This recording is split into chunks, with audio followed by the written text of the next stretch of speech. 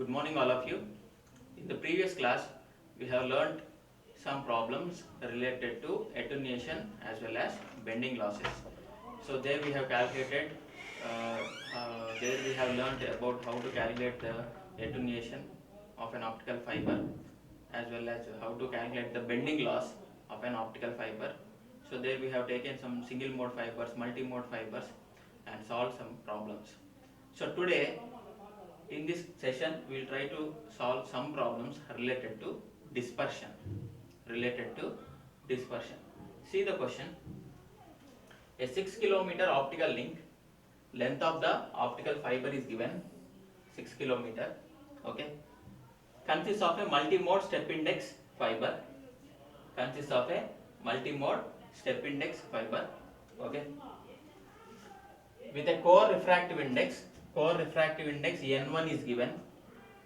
Okay, and relative refractive index is given, it is 1%. Relative refractive index, it is 1%, it is also given. What we have to calculate? Okay, so 3 questions are given, around 4 questions are given. Estimate the delay difference between the slowest and fastest modes at the fiber output. The delay difference between slowest and fastest modes at the fiber output. Next one is the RMS pulse broadening due to intermodal dispersion. Next one is RMS pulse broadening due to dispersion. Next one is maximum bit rate that may be obtained without substantial errors on the link. Maximum bit rate that may be obtained without substantial errors on the link. And the next one is bandwidth length product. This is how bandwidth length product is the measurement of dispersion. So let us see.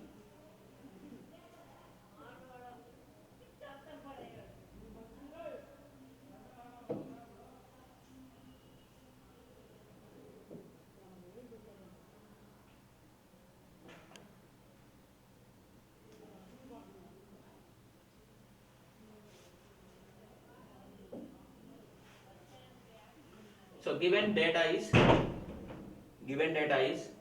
see here,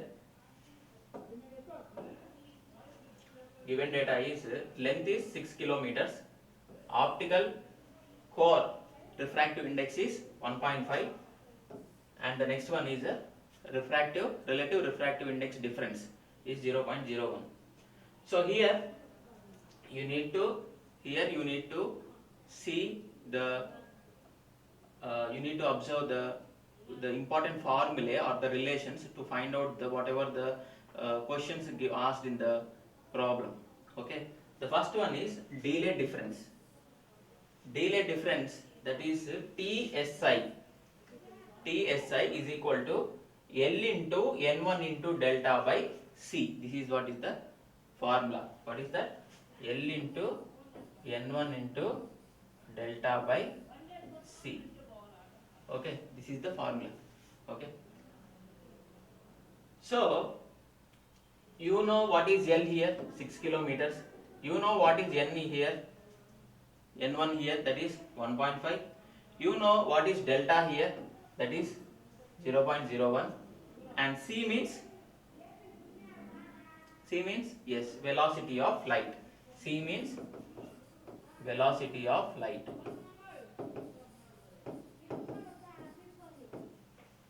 So 3 into 10 power 8 meters per second.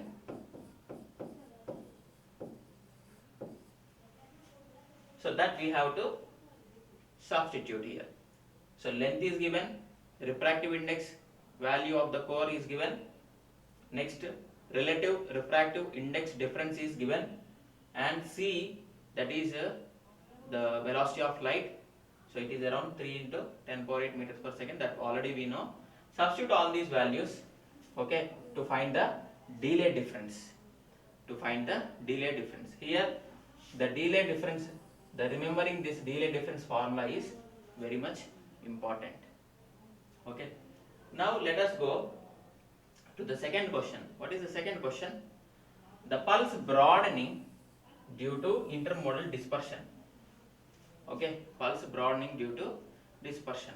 So this pulse broadening or due to dispersion, whatever it may be, it is related to dispersion only.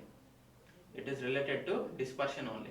Okay, broadening of pulse or overlapping of the mode on one another on the neighbor modes due to broadening. Everything is related to dispersion that we already studied in the previous classes. Okay, so what we have to calculate? So we have to calculate RMS pulse broadening. Okay, so the formula is psi. Okay, sigma, or you write sigma SI. Okay, equal to L into N1 into delta by 2 into square root of 3 into C. So L into N1 into delta by, okay, 2 root 3 into C. This is the formula to calculate the pulse broadening in step index fiber. SI means step index. SI means step index. Okay. So L into N1 into delta by 2 root 3C is the formula to find the pulse broadening in step index fiber. Okay. So here we know what is L given in the given data. N1 it is also given. Delta is given, and C is velocity of light. Okay. So substitute all these formula here. Okay. To find the pulse broadening in the optical fiber. Okay. So here the answer is around 86.6 nanoseconds. The next one is bit rate. Estimate the maximum bit rate. So bit rate BT is equal to 1 by 2 into, what is the difference, delay difference? We already know TSI is the delay difference. So 1 by 2 into TSI. So that is equal to 1 by 2 into TSI. TSI value is, we have calculated already, that is around 300 nanoseconds. So substitute here, you will be getting the maximum bit rate. Maximum bit rate. So around 1.7 megabits per second. Okay. The next one is bandwidth length product. It is how the dispersion is measured generally. So bandwidth length product means, so already you have calculated maximum bit rate BT. Okay, length L already given. Okay, you multiply the calculated maximum bit rate with the length, gives bandwidth length product of the given step index fiber. Okay, so it is around 1.7 into 6. Okay, 1.7 it is there, 6 already given. So around 10.2 megahertz kilometer.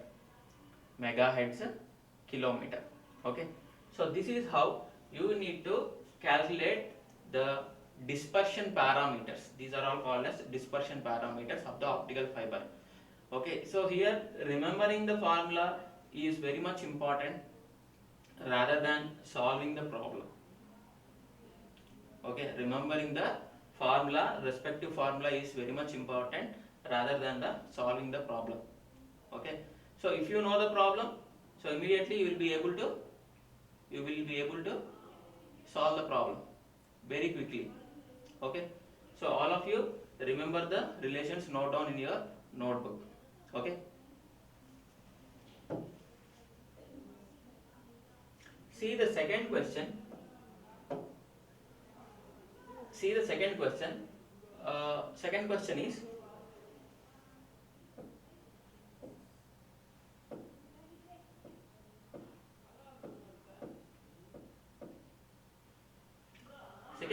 a multimode graded index fiber. Multimode graded index fiber is given. Has a material dispersion of, has a, what it is there, what it is asked, what it is given, material dispersion is given. See the units here. It is 30 picoseconds per nanometer per kilometer. Picoseconds per nanometer per kilometer. This is the unit of the dispersion, material dispersion. So when used with a good LED source of RMS spectral width. Okay, spectral width is given 25 nanometer. Okay, the fiber has a numerical aperture. Numerical aperture is given it is around 0.4. Okay, and core refractive index is given 1.48, and also clad refractive index is also given 1.47.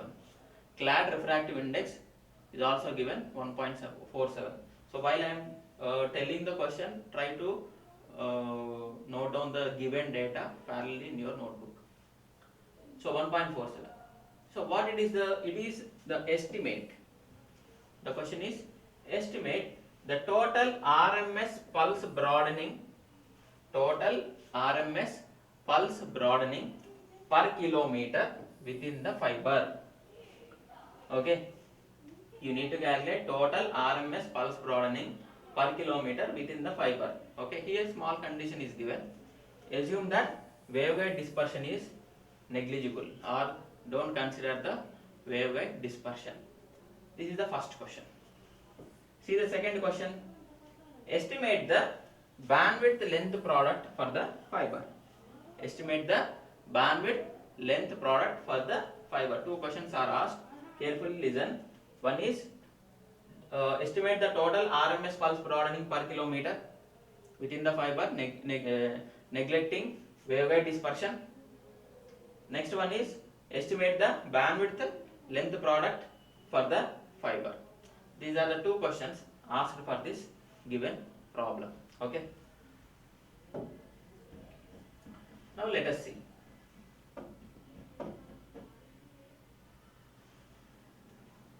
So we write the given data. Okay. So first of all, whenever we are doing these problems in all the in entire syllabus of optical communication, wherever the problem is, first write the given data.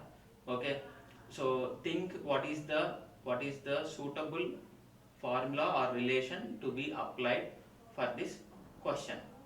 Okay, writing the given data gives a very good clarity regarding the question, what it is given, what it is asked, so how we have to find, okay, which formula we have to use. Okay, so if you write the given data, you will be getting overall clarity on the question. Okay, see that the material dispersion, and one more point is the notations in optical communications are completely different. Okay, it is not like the remaining the analog electronics or digital electronics or related communication related subjects. Okay, so it is not like similar kind of notations we don't use in optical communication. The notations, the representations of several parameters are completely different in this subject. This is only a simple challenging for you to remember. Okay, so but they are simple actually, but it is new. They are not difficult, but they are new to you.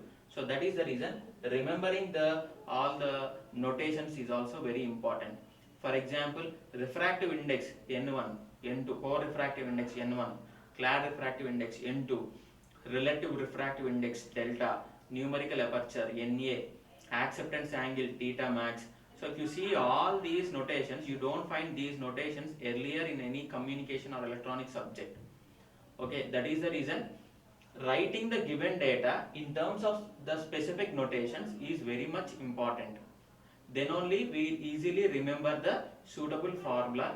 Okay, and we apply it and do the problem quickly. Okay, see here, given data, that is material dispersion. See, it is DMAT. Material dispersion means capital D. Material dispersion means you need to write MAT, suffix MAT. Okay, it is given 30 picoseconds per nanometer kilometer. Okay, next spectral width is given, that is sigma suffix lambda. Okay, like this you have to write. Okay, is 25 nanometer. Okay, numerical aperture is given 0.4. Core refractive index is given 1.48. Clad refractive index is given 1.47. Okay, if you see here, pulse broadening due to material dispersion. Okay, so there is a simple formula, that is pulse broadening sigma MEAT, okay, is equal to dispersion into length into spectral width. Material dispersion into length into what is this? Spectral width. So which are already given, 30 into 1 into 25. Okay, 1 kilometer length is given in the question. Okay, 25. So for example it is 750 picoseconds per kilometer. So pulse broadening due to intermodal dispersion for grade index fiber. Okay, we are neglecting the waveguide dispersion here. So it is sigma gi for graded index fiber.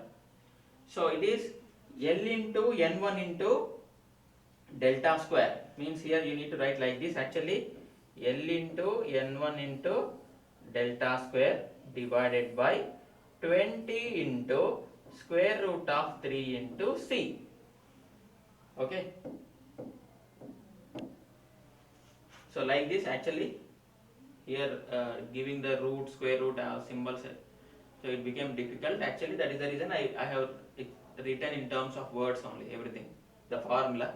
Okay, L into N1 into delta square, like this, delta square means like this, delta square divided by 20 into root 3 into C. Don't get confused here.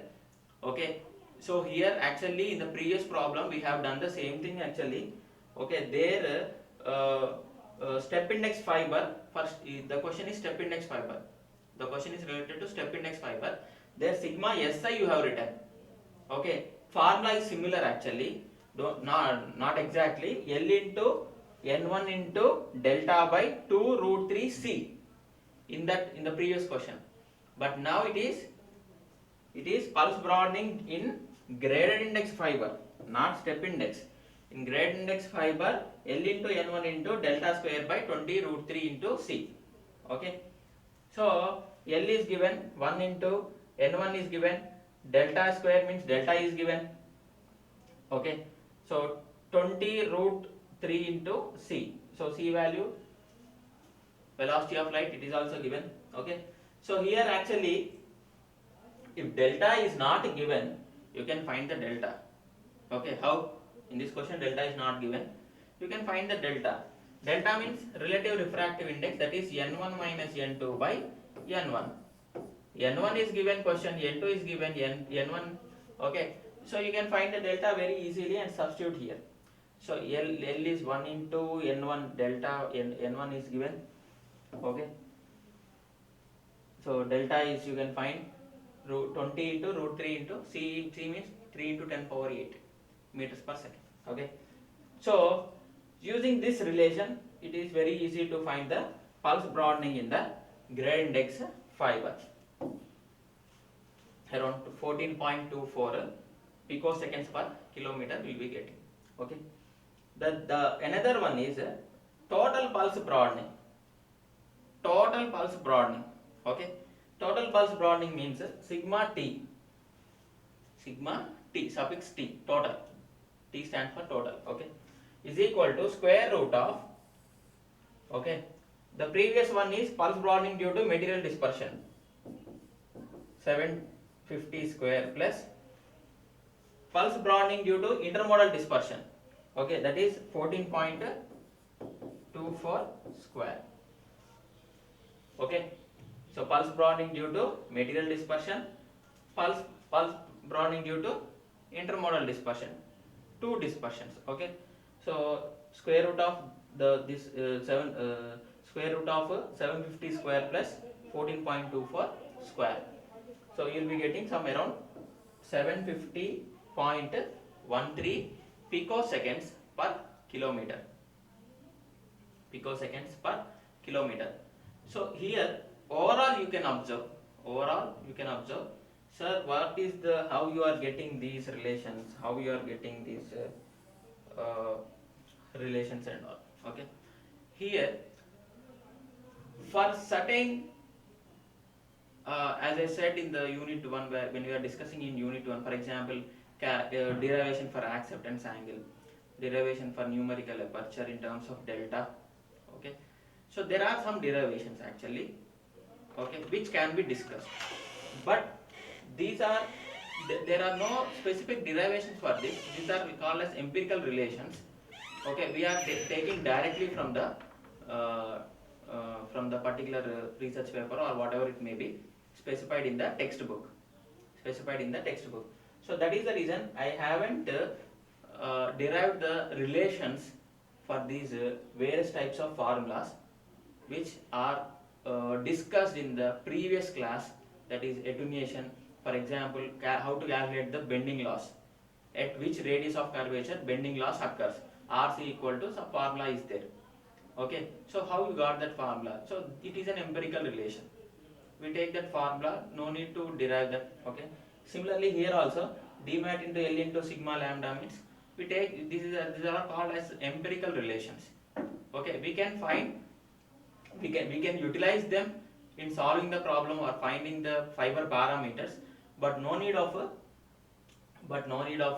deriving all these, how you are getting and all, currently no need.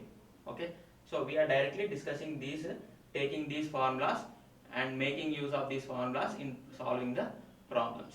Okay, so in the next class, so in the previous class we have learned about attenuation as well as bending losses.